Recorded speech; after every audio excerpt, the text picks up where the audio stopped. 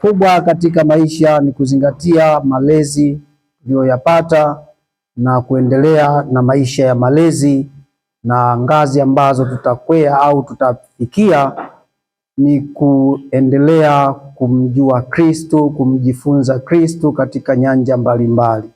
Yamesemwa yaliyosemwa kwenye mchezo wa kuigiza, kwenye shairi, hayo yote yanatuelekeza, na kwenye risala na yaliyosema yanatuelekeza kwenye malezi yetu. Tuwapongeze, tutarudi majimboni na kwenda majimboni kwetu huko, tunasikiliza sauti ya mababa askofu wetu na kanisa itakapotutuma. Sehemu hii ya malezi sisi tumetenda padogo au tumekamilisha sehemu ndogo, lakini sehemu kubwa ya maisha ya malezi ni uchungaji sasa. Na kama baba askofu alivyohimiza kule kanisani pia kwenye mahubiri, nilikuwa nasubiri baba askofu apigilie msumari, lakini pale alipopigilia panatosha, na mtaendelea kuyapokea malezi. Tuzingatie yote na tupende wito wetu, tulipende kanisa, tupende maisha yetu ya upadre tutakapofikia, na tuyaishi yale mafundisho ambayo Kristo anatutaka tuyaishi.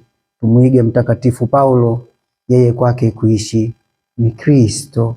Na hivyo yote tuwashukuru walezi wote, tangu tunaingia falsafa mpaka tunaondoka hapa, ni kuzingatia yote na kukumbuka yanayotuongoza katika ukomavu wa maisha.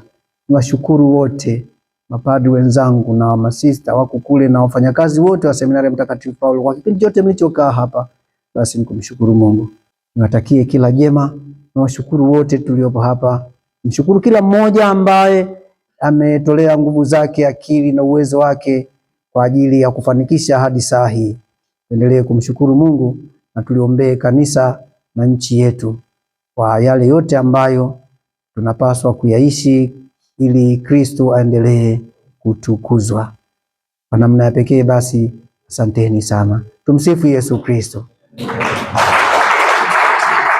Namkaribisha baba askofu atoe neno, na baada ya hilo neno atabariki kile ambacho kimeandaliwa, tutaelekea kule ukumbini. Asante sana baba askofu, karibu sana utoe neno kwa wahitimu.